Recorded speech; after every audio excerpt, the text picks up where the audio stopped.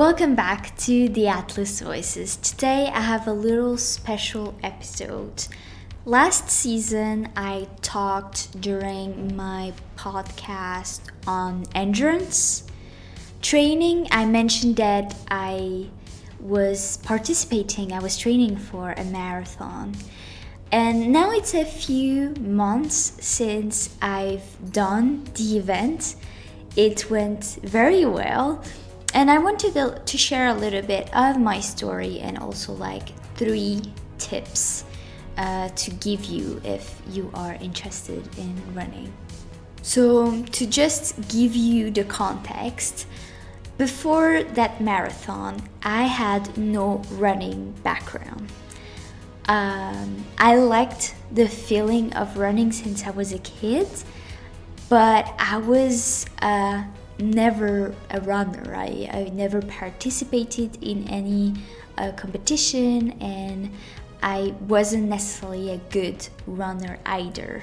But I always loved the sense of freedom it gave me, and I think it's why I would keep running here and there throughout my life without really being consistent, or without targeting a certain goal. Also, I had never run that much in my life. So a marathon is 26 miles or 42 kilometers. The most I done before the training, it was probably 12 kilometers once. And honestly, I was like toasted. So yeah, I couldn't imagine myself being able to run 42k without feeling tired and without being completely dead. I wanted to fall back in love with running and try to challenge myself to something I had never done, but I never wanted to hurt myself because I didn't see the point. I wasn't here trying to become the best marathoner ever. I just wanted to try. So I followed a program that increased gradually the distance. On top of that, I also bought a nutrition plan because I knew that I would need to eat more than I ate regularly. So there was this dietitian on Instagram that I followed that had a bunch of different courses online. She makes a fantastic work, and she really gave me helpful strategies to eat more and also fuel during my trainings. So before the race, all I did really was sticking to my training plan and my nutrition tips and advices and new knowledge. That was not easy, of course, because there's life happens and sometimes we cannot do everything. So I didn't follow it perfectly, but I tried to do as much as I could. And the most important part of it was to do it and to try. So then after 4 months or 5 months of training, I don't remember exactly. So after my training came the date of the race, and I was a bit scared because after pushing myself during all those trainings, I was a bit scared that I wouldn't enjoy, and the whole point of doing that marathon was to enjoy it. So I was a bit scared, but I actually loved it. I don't really have words to describe the feeling. I felt like I was flying throughout almost the whole race, which was amazing. So even if I was scared a few days before the event, on the day of, I was super calm. And actually, funny story, I had set my alarm at a certain hour, but I didn't hear it on the day of the race. I woke up, I think 30 minutes later, because I was just tired. And so instead of panicking, because I was like, okay, so that means I'm gonna eat my breakfast closer to the event. That means I cannot eat as much because I don't want my digestion to do weird things. Even though I woke up later, I was so calm. So I just ate a little bit less of a breakfast and I went there. The event started at 7:30 on May 5th, 2024. And when I was there, I had to calm myself because I felt a lot of excitement, a lot of joy before starting. And I knew that if I was too excited, my heartbeat would go up. And so when I would start to run, I would feel a bit more tired and also have a harder time to breathe. So I really had to make a conscious effort to slow my heart rate and to just stay and remain calm throughout the thing. I'm not gonna lie, at some moments I had peaks of like excitement. The whole running experience was me running and looking at things around me, and it felt really, really nice. And so I was like in a bubble of happiness up until kilometer 26. Between the 27th kilometer to the 30th, it wasn't much of the race, but all those little times I didn't hit the wall, but my mind was basically playing tricks on me. And it was telling me that I was not capable of doing that I had signed up for something that was bigger than me and that I couldn't do.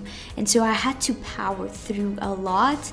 So those moments were hard in terms of mindset, but for my body it was fine. And I ended up running up until the end. But during that moment I actually met a man, and I was really, really lucky. I'm so grateful I met that man, an old man that had been running like marathons for like years and years, and he saw me that I was struggling, and he came next to me and told me if I wanted to run with him, and I said yes, because the man was going way slower. So we started chatting a little bit. I slowed down my pace, and it gave me so much energy that after a little while I left him and I started running again at my own pace. And I kid you not, I ran so easily after that. Actually, the funny thing is, the end of the race was up a hill, so there was like a turn and then it would go up. And because of the turn, you couldn't see the end of the race. So I knew I was close to the race because during the race there was like signs that would say what kilometer we were running. So I knew I was like done almost, but I couldn't see the end. And after the turn, I saw it was uphill. And most people that were like around me at that moment, they were discouraged. They were like, "Oh my God, why did they do that?" It, for me, actually was funny because I started sprinting. Of course, not my best sprint by any means, because it was uphill and I had just run like most of the race. But I did start sprinting and I felt so energized when I arrived there. I was really, really happy. So after the race, the day after the race, I felt actually fine. I thought I would hurt and it would be really, really hard, but it was actually fine. And the following week, I didn't run at all. I didn't even work out, although physically I felt fine, because I wanted to give my body a break after working out so much. And I also ate quite a lot the following 2 days because I guess the race made me hungry, and on the day of the race I didn't eat as much as I could have just because I didn't feel like eating. But then I would say by the third day my appetite started getting back to normal basically. Now that I've told you a little bit about my story, I wanted to give you 3 tips if by any chances, it's like 3 tips and 3 lessons that I've learned really from my training. If by any chances you want to start running for a marathon and half marathon or even just 5K. So the first lesson I learned with that marathon was to take care of my feet. This training taught me to take care of my feet, and I never thought that would be one of the lessons I would keep in mind. Because we walk on our feet every day, for those of us who can walk, and we don't even realize how much weight and pressure and impact we put on them. Funny story actually, at the very beginning of my training, I almost got an injury because I was running on old shoes that were almost destroyed. Honestly, it wasn't a good idea to run on those shoes, but anyway, so I was running on those old shoes, and there was a weekend where I had a wedding, and so I wore super high heels. And I danced the whole night at the wedding and stuff like that. And so the next day I had my training plan. I was feeling good, and I started feeling a lot of pain under my left foot, if I remember correctly. And the pain got so intense at some point that I actually stopped my training. I stopped running and I just went back home. I didn't finish it, but I wasn't worried about finishing because I really wanted to make sure that I was fine. So it turned out it wasn't an injury, but it was a sign to be careful because it could potentially become one. I ended up taping my foot and to relieve the pressure, and started doing something that I should have been doing from the get-go, but I wasn't aware of that, which was stretching after my runs. I would usually warm up, but I would always skip the stretch because I was like, I'm fine, I'm feeling okay. And that was a big mistake. I used specifically a foam roller for my legs, and for the feet, you can use like a baseball ball. They are kind of, or a tennis ball, and just like roll that under the foot, and it feels really good and it helps a lot. Also, additional things to take into consideration and take care of our feet is to choose a good pair of trainers. As I said, I used old ones and I ended up having to buy new ones, which was totally worth it because I ran and I felt like I was flying, so that was good. You can go to like actual stores, specific stores where they sell running shoes, and they look at you running and they try to advise you on what kind of shoes would fit best your running style. So they can be a little bit expensive, but it's definitely worth the price because they last too long and they are the best shoes for you. I wouldn't recommend actually looking at what runners online would suggest as their favorite shoes, because if you don't run the same way they do, those pairs might not be the ones you need. Another thing that you should take into consideration would be to buy anti-blister socks. So basically those socks compress the feet and toes to make sure there's no rubbing, and so there's less blisters. You still will have some blisters, but for example, from my experience, I had really small ones or none at all. And also self-massage, so taking an oil or a lotion and massaging your feet before going to bed. It really helps you relax and sleep well, but it also really helps make sure there's no tension in your feet and you can keep training and have no injury. Another very important lesson and tip I would like to give is learning the importance of your diet when running. That was a game changer for me, honestly. Entering the race, I was pretty relaxed because I knew what I had to do. I knew my nutrition up until that point had been good, and I also knew that I had been training with gels and how to drink water, because drinking and eating while running is not an easy thing. You have to practice that. So because I had practiced that during my entire training block, it was easy, and the day of the race I was at peace with myself. Thanks to the way I ate, I didn't get any digestion issues. You may have heard many stories of runners who get what they call the runner's run. Basically, they need to use the washroom a lot during their runs. During the race, I never stopped to go to the bathrooms. And I would like to specifically talk about carbs here. I feel like we live in a society where carbs are the bad guys and get a bad rap most of the time. You should cut carbs if you want to lose weight. You should cut carbs if you have this or that condition. Honestly, when you run, carbs are so important. They are just not the enemy. They are your best allies, actually. You know, when you're running, and that's an additional tip I would give you, is that if you're running and you want to lose weight, don't do that.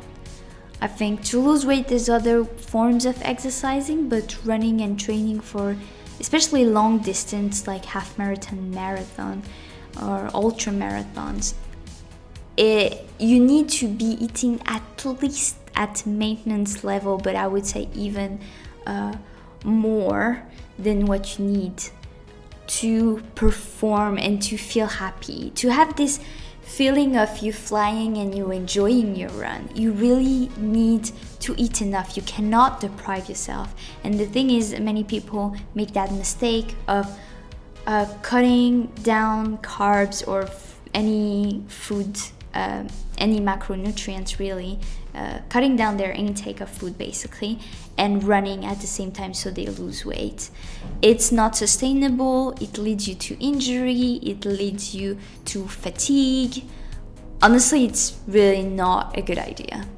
So it's enough. Don't be afraid of carbs. Don't be afraid of anything really. Just enjoy your training, enjoy your food, and really don't add the stress on like worrying about what you're eating. And finally, my last point is don't take it too seriously. That's something I told myself since day one of training. For me, it was falling in love with running again. It was enjoying the race, and that's what I felt. I enjoyed the race fully. I was fully present, looking at the environment I was in, laughing at like some of the signs people had. When people cheered, I would smile. I talked to some of the runners. It was really nice. It's a great experience, and you shouldn't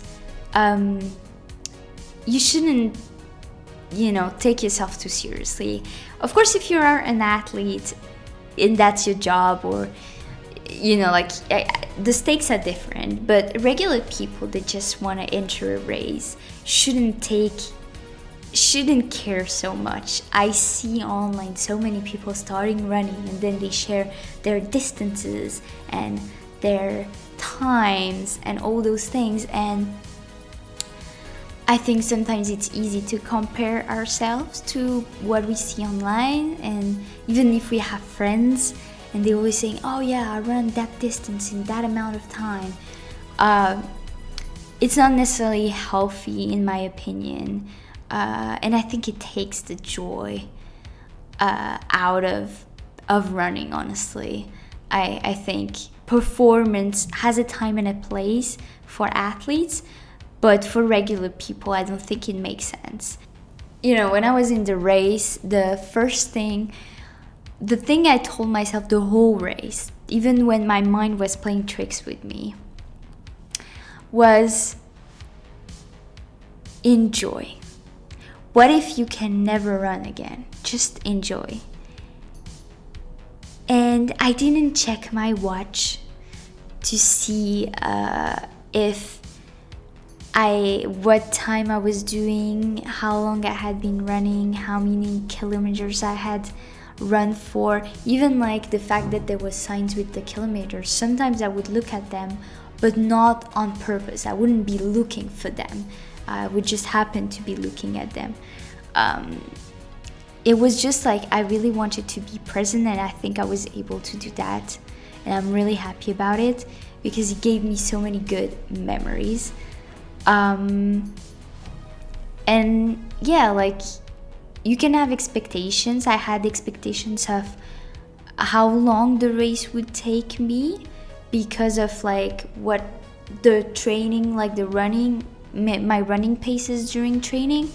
I thought it would take me a certain amount of time. Turned out I did way less than what I was expecting. Even if I didn't run faster than my expectations, or even if I had given up during the race, to me it didn't matter because I was proud of myself nonetheless. I was proud of myself because I took that challenge and tried my best. And I think that's really the last thing I want to say in this episode is really don't take this too seriously. Just enjoy, be present, because maybe it's the last time you'll do that.